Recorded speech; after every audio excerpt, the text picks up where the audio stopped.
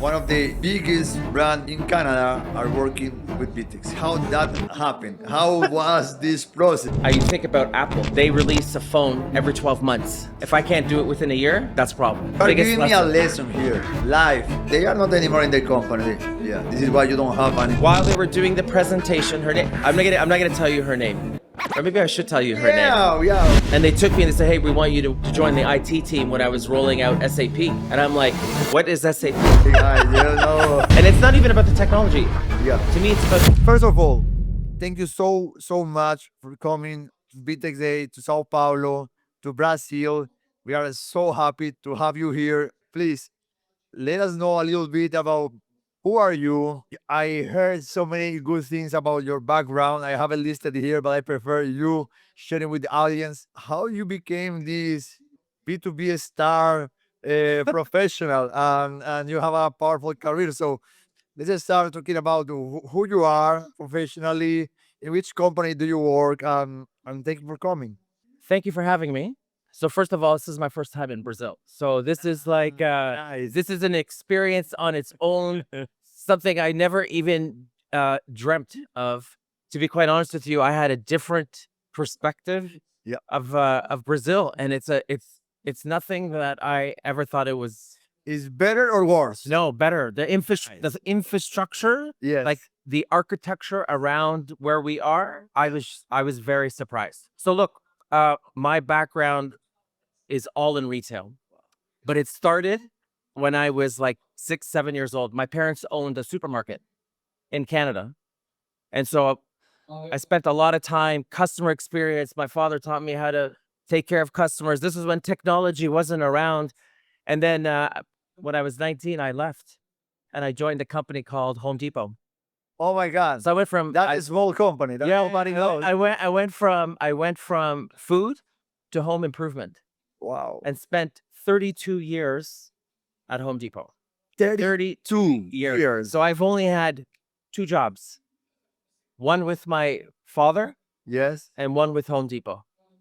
The 32 years that I spent there, I learned a ton, worked on different platforms, grew up inside the store, so I understood the customer experience. Yeah. From the customer experience, they took me, pulled me out of operations, moved me into working with IT teams, working with digital. When digital started coming online, people were like, what are we doing? This is like, what does online mean? What does e-commerce mean? So I spent probably about 15 years of the 30 years just learning digital IT infrastructure, and then learning B2B platforms as part of that. Because part of Home Depot, they had this HD supply wholesale business, Yep. which I ran for them, built their infrastructure in there.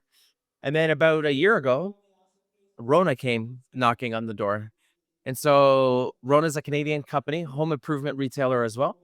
Okay. And I needed a change after 32 years. I said, you know what?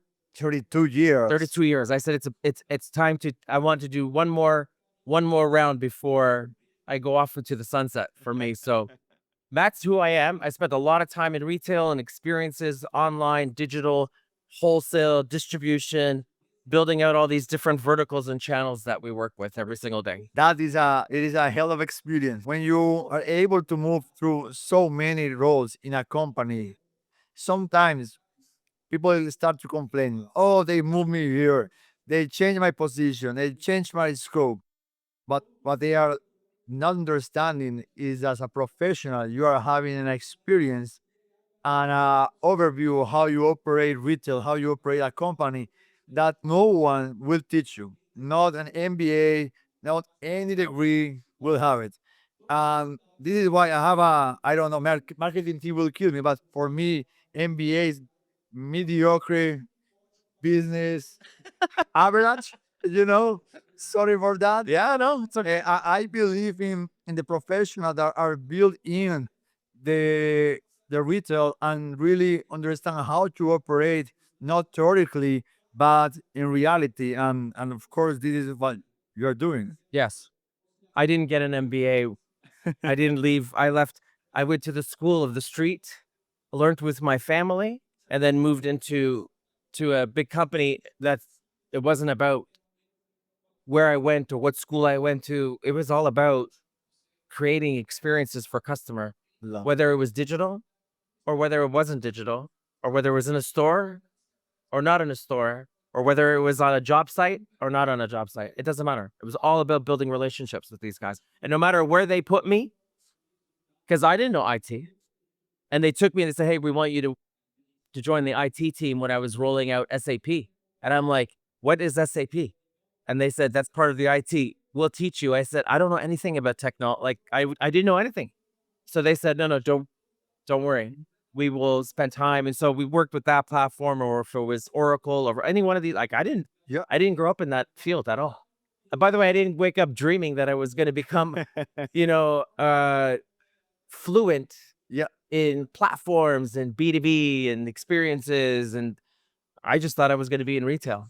Yeah, you are a smart person doing the best for your customer Yes, and for your company.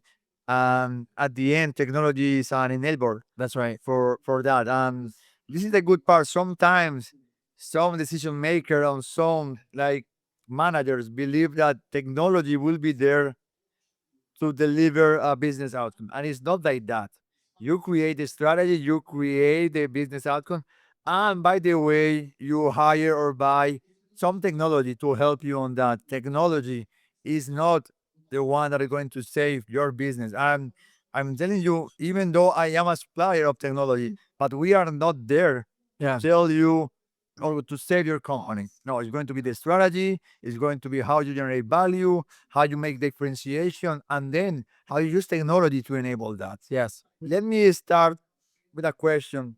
Conversion rate or AOV, average order value? What do you Average prefer? order value. Average value, yeah. You are a bit too big high. You know how it is. You know how it is. Average order value. Other one. How long should take a technology implementation project to implement a technology project? An average. I'm not talking only about e-commerce, but if you are the owner of a company, Yep. or you are an investor, and they ask you, look, I'm going to do this ERP or e-commerce or catalog, 3 months, 8 months, 12 months, 24 months, or just spend money like crazy and never go live. Not the last one. That's for sure. For sure. You think about Apple. They release a phone every 12 months. Yes. If I can't do it within a year, that's a problem. Nice. And how you measure success? Success to me is measured by the experience. And so the customer who comes in and says to me, I love the new experience. I love how it works. So I would say voice of the customer, whether it's internal or external, is how I judge. Did we do a good job? And it's not even about the technology. Yeah. To me, it's about the change management. Just people changing the way they do something today to do something tomorrow. That's a big deal for me. I am started to get obsessed about this. Every time and every podcast I start to talk about technology, Yep. 5 seconds after, it's about culture, it's about humans, Yes. it's about how you make the transition. Technology is only a commodity that enables. 100%. The first time I did the platform, I never thought about I didn't think about the people side. I just thought about the platform, and I was learning. After I learned my lessons, I learned that I could launch at 85%, but just getting people excited about the new change that's coming, becoming a change agent around it, and getting them fired up. If I could do that, they'll buy in at 85%. If I didn't do that and rolled at 100%, but didn't do the other part, it would be a failure. But at the 85%, if I could get you excited, if I could get you off your chair and shake your world and tell you it's going to change, it's going to be different for you, it's going to make it simpler, easier, better experience, but it's only at 85%, you'd buy in. Wow. And that was You the are biggest giving me lesson. a lesson here, live, because I am 110% guy. Yeah. I always want to push for perfection, Yes. and sometimes we rush too fast on the outcome. Yes. That maybe if we go for 85%, we have people that are more committed, long-term results. It's not just another task from the manager. That's right. They will literally do it. Yeah. I will take this master class from Jamal to Santiago right now here on VTEX Day. That in Canada, we say, because I'm from Canada, so we say a mediocre process that's surrounded by incredible people driving it drives amazing results. And you're going to explode my mind. This is not how I think, but I see the value. But that's what it is. If you can get people to become change agents with you, oh my God, I could roll out a 50% project and they would still be like, this is amazing. but it but that's what it is. The change agent and the learning part of it and the people is the biggest part for me. I am Now, seriously touched by that, and I fully agree with you. I will start to do some changes. Let's see if in a year I can have some example about that. But I always have been the guy that no look, but 1% more, 1% more, and because it's logical, because it's pragmatical, because it's mathematical, obvious. But maybe doing that shift, you left 10% of the people out or 5% of the people out. And then you will start to have friction or noises that you don't like. And then you will start more time fixing that noise than executing the whole idea.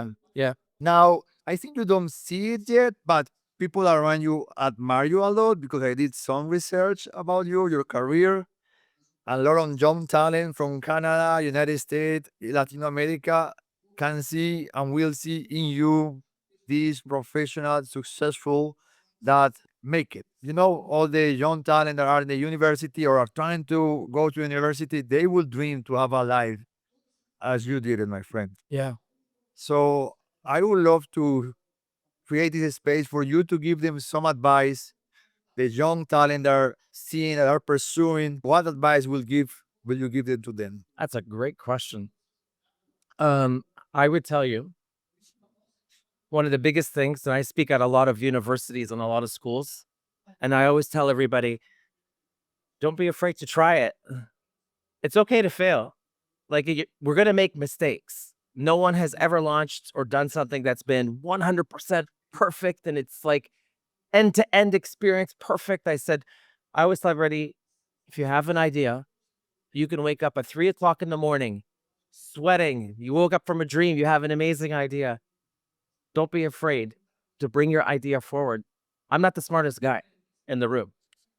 I really do surround myself with people who are dreamers, people who are achievers, people who have different aspects, different ideas, different. So I always tell them, I'm available 7 days a week, 24 hours a day, 365 days a year. You have an amazing idea, waking up, text me. 2 o'clock in the morning. I don't care where you are. Don't ever stop thinking or dreaming about it. I always tell people that. That is a big thing for me. Dreaming and thinking ahead and thinking, is it reality? Is it real? We're talking about AI nowadays. 10 years ago, people used to go, what the hell is AI? Oh, no, we'll never do that. That's crazy.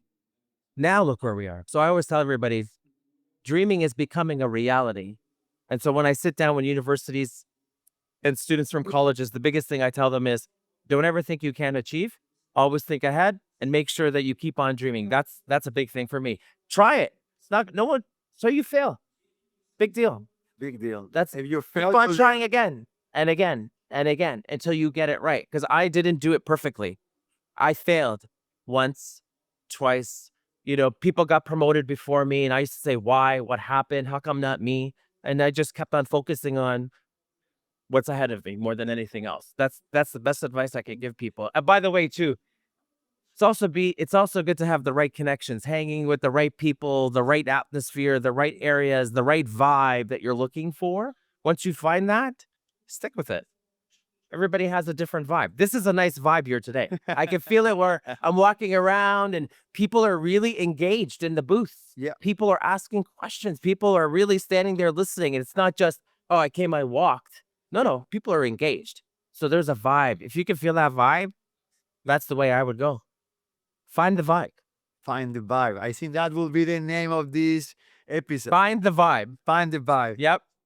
You say something very important that normally is not teach in the university or school, and it's about being comfortable enough to fail but continue trying. Yeah. We are seeing a lot of people with even mental health or their issues because they are not trained to fail. Everybody is trying to find sometimes perfection. I see a lot of my friends that they are not used to fail. And of course, when you fail, you have a big problem. Yeah. So to be a entrepreneur, to be an important professional, you need to train yourself to be comfortable failing, because failing is part of the success. Yeah. Sometimes the school and the university They don't. fail is bad. You know, the definition of failing is you did something wrong. Yeah. But in real life, failing, the definition is that you were doing something. You were trying something different. Yeah. You were doing well-intentioned effort to change the status quo. And by definition, you can have mistakes. And it's okay to fail. Yeah. I love that. We try to. I love this concept when I'm talking with CEOs in Germany, United States, Mexico, Brazil. They always bring to me this concept. Santi, I want to create a innovation culture in my company. I want to allow everybody to create new products or new sales channels. And I say, okay, can you share with me the last 20 people that did a big mistake and big fail in your company? Some of them say, no, they are not anymore in the company. Yeah, this is why you don't have an innovation culture, because you do not promote, protect, and engage That's right. failure. You are taking out innovation from your company. Yeah. Let's go to another angle. How a Canadian company end up knowing and working with VTEX. We are from Brazil, or rooted in Brazil, from Latin America to the world, and now one of the biggest brands in Canada are working with VTEX. How that happened? How was this process? That's another great question. So I had been with RONA for 2 months. And one of the things they asked me when I first came on, they said, "Hey, what do you see here we're missing?" And the first thing I said is, we don't have a B2B platform here. How are we? I mean, we're an 85-year-old company, lots of heritage. People are doing things the old way. We're so inefficient. And so the first thing I said was, we don't have a B2B platform. And they said no. So I started working with our CIO and our digital officer both, and I said, we need to think about what this looks like for us. So they brought, you know, process. They knew, people started coming in. They bring in companies. They introduce. You were one of the companies when they were presenting platforms, and I've worked with Salesforce, SAP, all these other companies, and it's so funny because I always tell everybody it's not about the technology. It's about the relationship with the company. They become part of our company. They become part of us. It's not just VTEX. It's us with VTEX. VTEX will be here with us to help us grow the company. So you had an individual on the screen, and you want to know the crazy thing? Yeah. I saw her here yesterday for the first time because I only have seen her on the screen. Oh So let me tell you the story, Yeah, please. because this is how VTEX and RONA became a couple. Yeah. While they were doing the presentation, her name, I'm not gonna tell you her name, or maybe I should tell you her name. Yeah, yeah, we should do. Julia. She was on the screen. She was demoing while there was a storm where she was in Brazil, floods going on. Her place was flooded, and she's like, "I'm so sorry, but I'm on the screen, and I'm gonna walk you through." I said, "Wait a minute, you have a storm right now?" And she's like, "Yeah, but it's okay." And I said, "No, are you okay? Is your family okay?" She's like, "We're good. Don't worry, everything is okay." This woman sat there for, I think it was like 2 hours. They did a No demo. way. Yes, you should know this. I should. And I leaned over to our CIO and our digital officer both, and I said, "Now that's commitment. When a company can get on a screen, go through what she's going through, stand up in front of everybody, and do a demo while, by the way, internet coming in and out at the same time, and her screen would go black, and then she'd still be there. You'd hear her voice and answer questions and smile at the same time." At that point, that's when I said to the guys, I said, "Now, this is an organization that I seriously want to get to know, because They didn't reschedule. They kept on going. The incredible part of that was she was the one to me that made me fall in love with VTEX that day. It wasn't about the technology. And I'm not saying this because you're sitting here. It's about the people that have been working with us. That relationship to me means everything because they're going to help us. They're going to guide us. They're going to take us down the right road. They're not going to screw us. We're partners. Yeah. So that's the way we looked at it. And so that was the reason why the relationship began, because it was the people. It wasn't about the technology. I always tell everybody that it's not about the technology, because we can fix something gets screwed up. We can fix it. Hey, no problem. We have our developers. They'll fix it. No problem. But if I can't have a relationship with the people who are hosting my platform, the people who are helping me grow my business, the people who are connecting me to all these people across the world, which, by the way, my family says, you're in Brazil connecting to people all over the world. Last night, I'm talking to people from New Zealand, from Italy, from all over the place. That to me is more powerful than anything. And that's why the relationship works. And that's why we went with VTEX. You are going to get me emotional. It was a very emotional moment, honestly. If you want to create an emotional moment, that was the emotional moment for me. I'm going to tell you something that maybe you don't know yet. Julia is part of a program that we call DCSers, as Digital Commerce Specialist. Right. So some years ago, we decided to look through all universities in Brazil, the best possible talent that you can have. Yeah. Young, crazy talent. Yeah. To train them from 1 or 2 years. No close Roy, no, just train them for 1 or 2 years. Forget about finance for a moment. Forget about the P&L for a moment. Yeah. Bet in young talent. Yeah.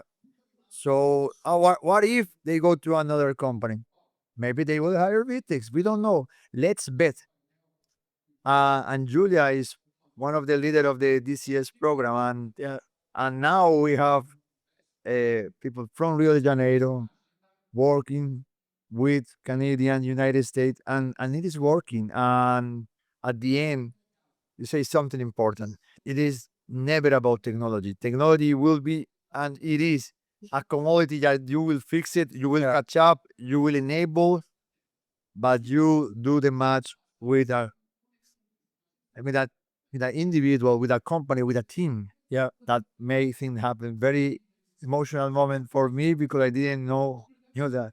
And I met her last night in person for the first time.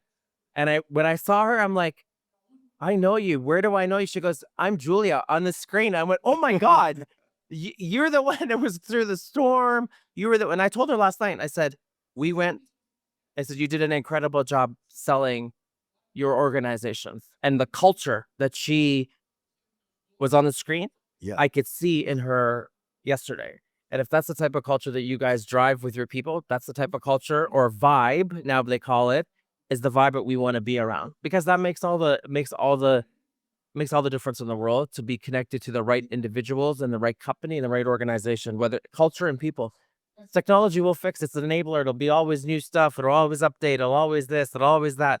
You put the right people in front of other people like that, it's going to make it a success. I don't even have everybody at RONA is different, because they're like, oh my God, you're not worried about anything. I said, nope. And they said, you're not worried about, I said, nope. I said, don't worry about it. I said, you just wait. I said, you guys, here's the requirements, build out, do what you need to do. I said, it's the second part that when we come in and start selling it to the organization, that's the part I worry about. Nice. That's the part. I love to have these conversations. Normally, I learn more about my company talking with my client, ecosystem, and partner than even my daily operation job. So thank you for sharing that. Yeah. Now, let's go to another angle. Sure.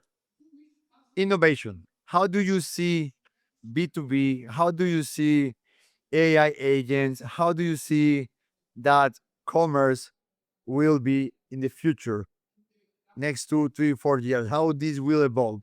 It's another good question. I will tell you, I am a dreamer.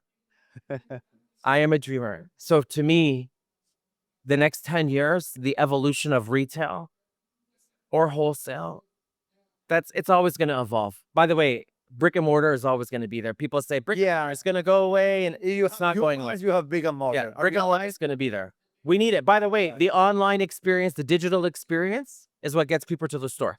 So if you can do it right online, Yeah. if you could create that emotional experience, Yeah. attachment, you'll get them inside the store.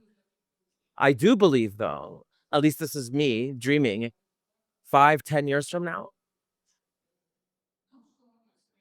the companies that create more experiences, more emotional connection to the product, I think will be the winners. AI to me is an end-to-end experience. The old days of you wait and you're on a phone and it's a overseas call center. That to me is not the way to go. To me, the way to go is at least the next 5 years, I see AI playing a bigger part. I see you're not going to know, is this real person talking to me? But I also believe that the experiences are not even invented yet. So when I think of innovation, I think that there are experiences that we don't even know even exist yet, that we're going to think about 5 years from now. That, by the way, which becomes, this is normal. This is the experience I expect. This is the Standard. It should be gold standard. That's what I'm trying to do for our company. I'm trying to leapfrog us right now. And you all play a big part of that with us, because in my mind, even just being here, seeing what I'm seeing already, I'm like, okay, OMS, new systems. I envision the future to be so Brazil is 11-hour flight. I envision it to be 1-hour flight. So close that it doesn't even matter. Hopefully, for a guy that Right? travels all the day, will be amazing. I agree with you. That's how That will be a good AI use. How we put I envision both closer experiences like that. together. That's how, when I came here, there's like 5 people that I saw, and I was like, oh wait, I know you, and I'm like, you're in Brazil. What are you doing here? That becomes closer in reality. I envision, sure. By the way, AI is one part, it's brand new AR, but tomorrow experiences will become even, the products that are being manufactured are going to be manufactured different, think different, whether it's the ecosystem of the world, of how does it get around the world.